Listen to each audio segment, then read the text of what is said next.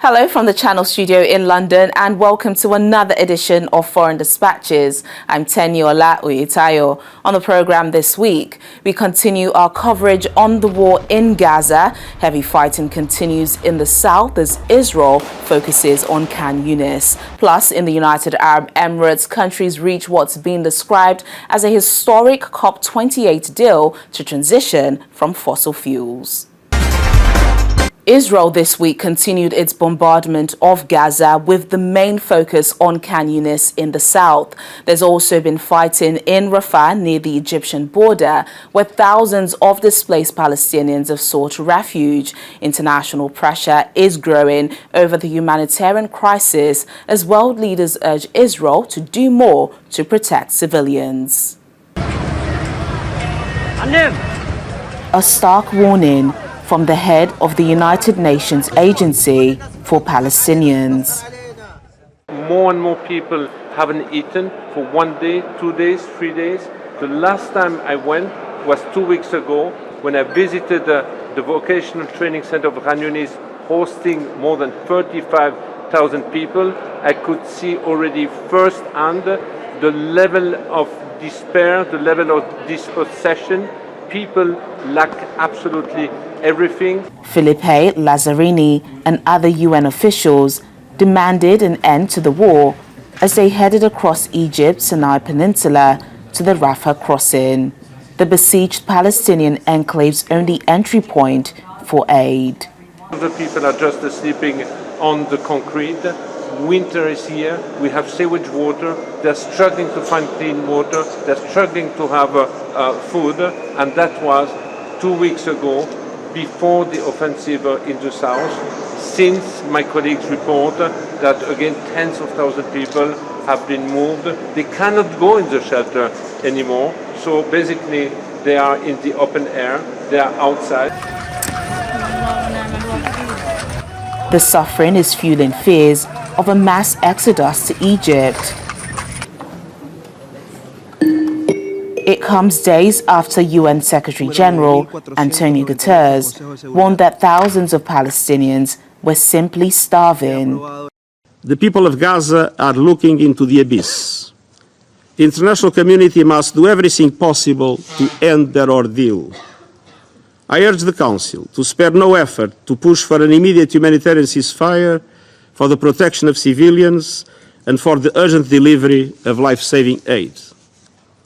While we deal with the current crisis, we cannot lose sight of the only viable possibility for a peaceful future: a two-state solution on the basis of United Nations resolutions and international law, with Israel and Palestine living side by side in peace and security. This is vital for Israelis, Palestinians, and for the international peace and security. The eyes of the world and the eyes of history are watching. It's time to act, and I thank you. Gaza has been under a full Israeli blockade since the start of the conflict more than 2 months ago, and the UN says too little aid is getting in. The war has driven most of Gaza's 2.3 million people from their homes.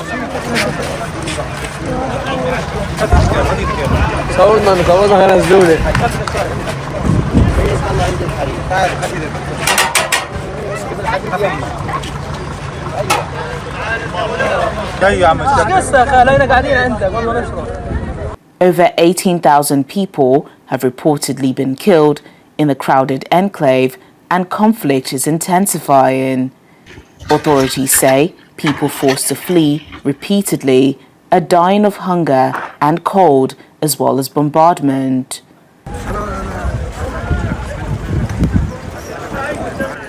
According to the World Health Organization, the impact of the Israeli-Hamas conflict on Gaza's healthcare sector has also been catastrophic.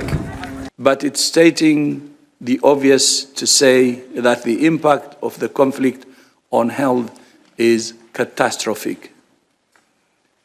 More than 17,000 people are reported to have died in Gaza, including 7,000 children. And we don't know how many are buried under the rubble of their homes. more than 46,000 injuries have been reported. 1.9 million people have been displaced, almost the entire population of the Gaza Strip, and are looking for shelter anywhere they can find it. But nowhere and no one is safe in Gaza. There are worrying signals of epidemic diseases, including bloody diarrhea and jaundice, and there have also been reports of high levels of diarrheal diseases and respiratory infections.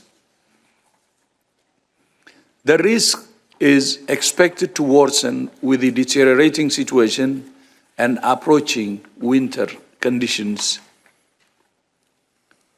Gaza's health system is on its knees and collapsing. Only 14 hospitals out of the original 36 are even partially functional. In Gaza, the trend of fatalities continue to rise, placing a tremendous burden on the already weakened health system. The largest proportion of fatalities recorded were among children, 45%, and women, 30%. Save the Children by end of October reported that the number of children killed in the 3 weeks following 7 of October surpasses annual number of children killed in conflict zones since 2019. From 30 November, there has been a sharp increase in overall daily fatalities. The escalation of hostilities in the Gaza Strip is also having a dire impact on children, with many losing one or both of their parents. It's so difficult to get a sense of just how many children are orphans, but we know it's happening just because there are so many children who've lost both parents, but worse than that, they've lost entire families. So I had met children usually in hospitals because they had been hit, they'd been injured when their home was hit. They lost their mother and their father and grandparents, aunts and uncles, siblings, everyone. So I've had these families where, there's a caregiver, but they only know the child from a neighborhood. This speaks to, I think, the intensity of this conflict and certainly the disregard that it's having for children. Now, UNICEF was trying to work on this situation of those children who have not been absorbed, because broadly speaking, Gaza is a society where families will try and absorb children as best they can. But when a child is the last surviving family member, then you have a real problem. Mosab Al-Khalud is caring for 2 seriously injured sons alone. His wife and daughter were killed when their home in the Jabalia refugee camp was bombarded. They sought shelter in a hospital in Khan Yunis.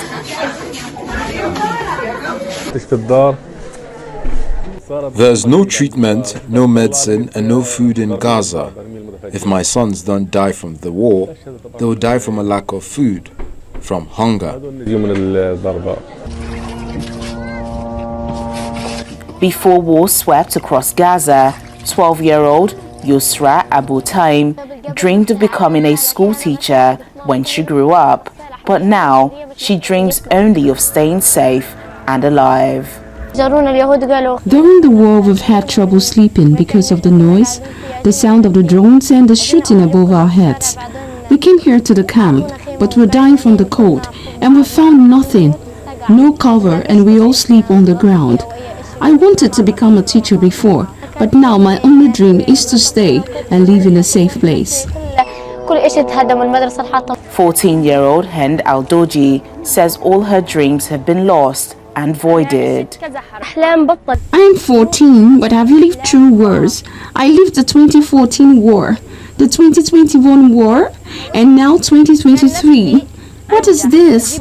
Everything is war, war, war. Where are the families living their lives? There aren't any. My dreams have been voided. My ambition has been broken. My dreams have been lost. They are nothing. State of Qatar. Dennis Francis. As more images of suffering emerges from Gaza, Qatar and Jordan have warned that an entire generation in the Middle East is at risk of becoming radicalized because of the war. Seeing these images right now that's coming out of Gaza every day is not just affecting those forces which are in Lebanon, Yemen, or in Iraq, but it also affects an entire generation that might be radicalized because of these images, and seeing the international community not responding responsibly to it. If you go around the region and you talk to the younger generation who are waking up to those atrocities every day, Israel has created an amount of hatred that will haunt this region, that will define generations for come, and therefore it's hurting its own people as much as it is hurting everybody else in the region. What we see in Gaza is not simply the killing of innocent people, the destruction of their livelihoods, but we are seeing a systematic effort, it seems, to empty Gaza from its people. Meanwhile, the UN General Assembly voted on Tuesday for an immediate ceasefire in Gaza, days after the US vetoed a similar resolution proposed in the Security Council. This draft resolution demands an immediate humanitarian ceasefire. Let me repeat, demands. The language of demands, it has the power of implementation. It does not call for or urges, it demands. And we will not rest until we see compliance of Israel with this demand from the General Assembly, so that we can see a ceasefire in place, so that we can move into the massive amount of truckloads of assistance, humanitarian assistance, of food, medicine, water, and fuel in order to run the hospitals, to run the plants for desalination, and all needs of the things that we need, our people to need for survival. Since the war began, the UN Security Council has failed 6 times to adopt a resolution demanding a ceasefire because of disagreement among its 15 members. And indeed, there are aspects of this resolution that we do support. We agree that the humanitarian situation in Gaza is dire and requires urgent and sustained attention, that civilians desperately need food and water and shelter and medical care, that a devastating number of innocent people have been killed, and that civilians must be protected, consistent with international humanitarian law. In addition, we support the release of all hostages immediately and unconditionally. Any ceasefire right now would be temporary at the best and dangerous at worst. Dangerous to Israelis, who would be subject to relentless attacks, and also dangerous to Palestinians, who deserve the chance to build a better future for themselves, free from Hamas. A ceasefire means one thing and one thing only: ensuring the survival of Hamas, ensuring the survival of genocidal terrorists committed to the annihilation of Israel and Jews. This is no secret. Hamas's charter makes this clear, and Hamas leaders have publicly stated that October 7th was just a rehearsal. A ceasefire is a death sentence for countless more Israelis and Gazans. By voting in favor of this resolution, you are supporting the survival of jihadist terror and the continued suffering of people of Gaza. The exploitation of the Palestinians has made the UN a moral stain on humanity. Why are you continuing to allow them to make the United Nations irrelevant? After the collapse of a week-long ceasefire between Israeli forces and the Palestinian militant group Hamas, which controls Gaza, Israel began a ground offensive in the south last week. It has since pushed from the east into the heart of the city of Khan Yunis, with warplanes attacking an area to the west. There's also been fighting in Rafah near the Egyptian border, where thousands of displaced Palestinians have sought refuge.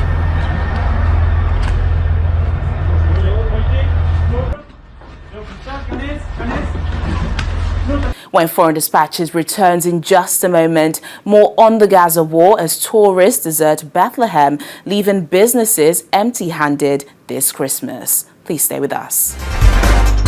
Thanks for staying with us on the program. Bethlehem, which neighbors Jerusalem in the occupied West Bank, has been battered by Israeli-Palestinian clashes of years past. But many residents have been especially gripped by the current conflict in the Gaza Strip, 50 kilometers away. Christmas celebrations in the region are expected to be subdued this year under the shadow of the war. Bethlehem is usually busiest at Christmas as tourists flock to see the birthplace of Jesus. But this year, war has driven away tourists and pilgrims from the Palestinian town in the Israeli-occupied West Bank. It has left hotels, restaurants and souvenir shops deserted. Global headlines have been dominated since October the 1st by news of the Hamas attack in southern Israel. They were followed by Israel's military assault on Gaza and a rise in violence in the West Bank.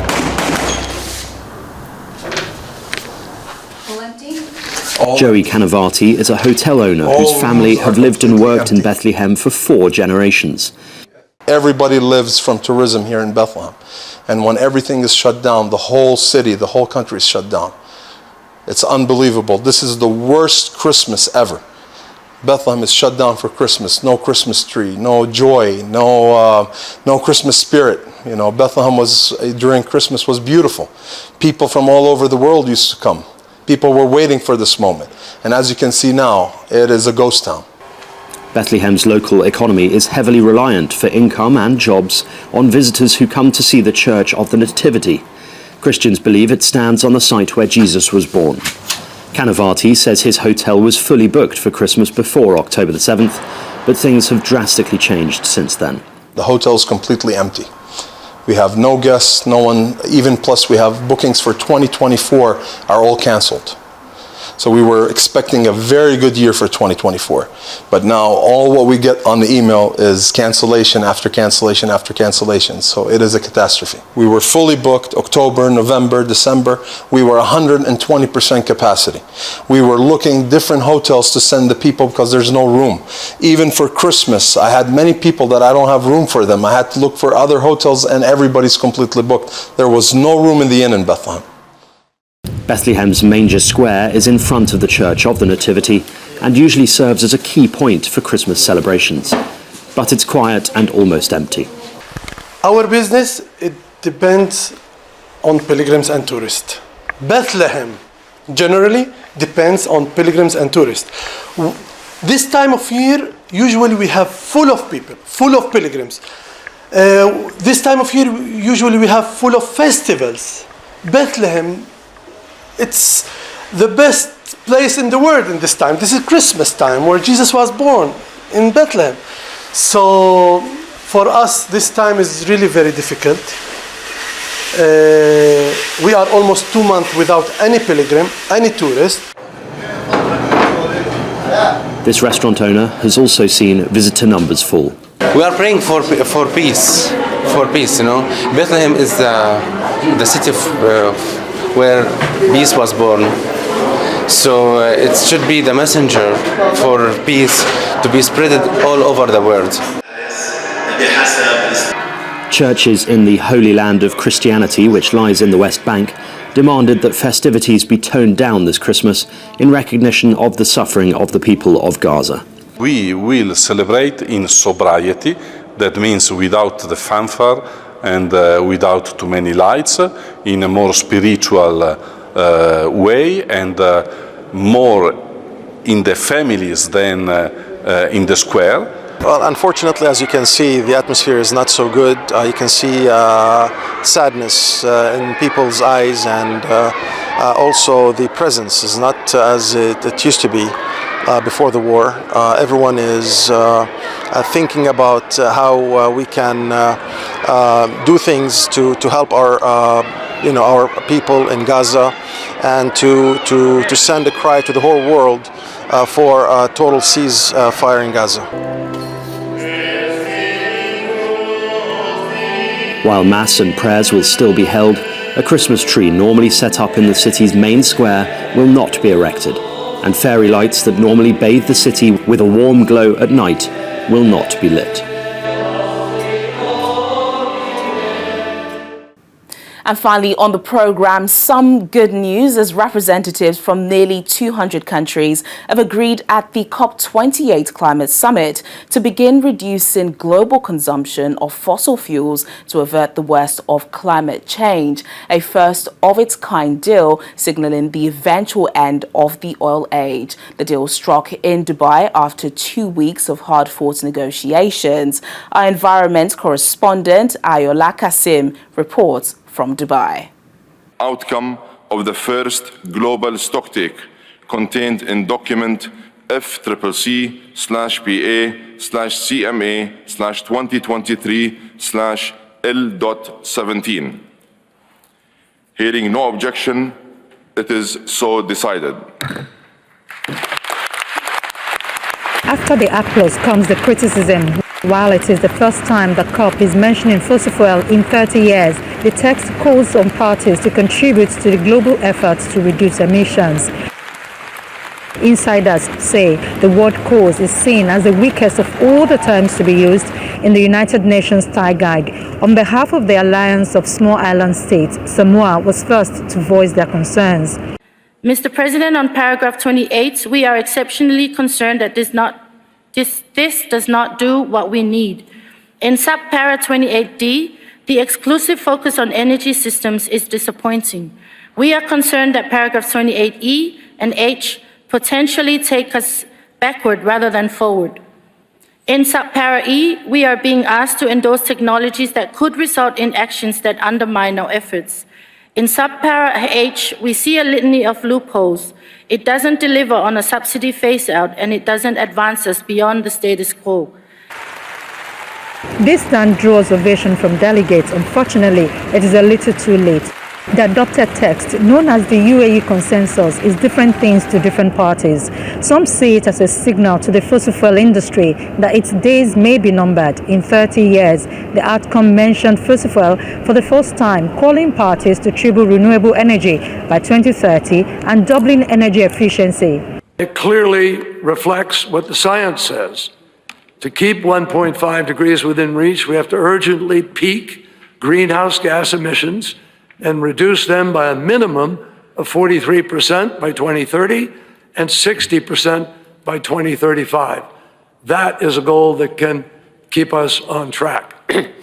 The direction to triple renewable energy, double energy efficiency, phase down unabated coal power, halt and reverse deforestation and degradation by 2030, and substantially reduce non-CO2 emissions by 2030 are all foundational to our efforts for the next 7 years and beyond.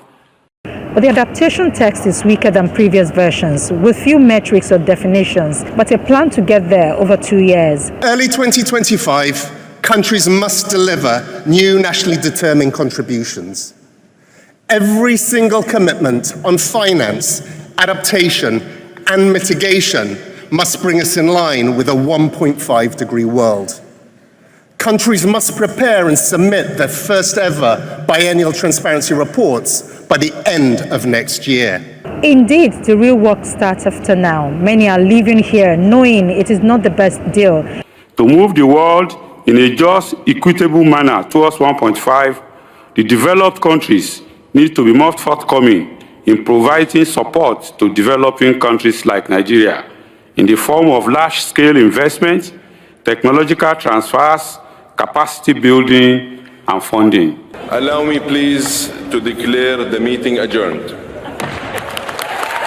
So it's goodbye from Dubai. But while the focus has been on the phase-out of fossil fuel, there is no clear guideline on how the transition will be fairly funded and provides no clear support for the majority of the parties who need to scale up on adaptation.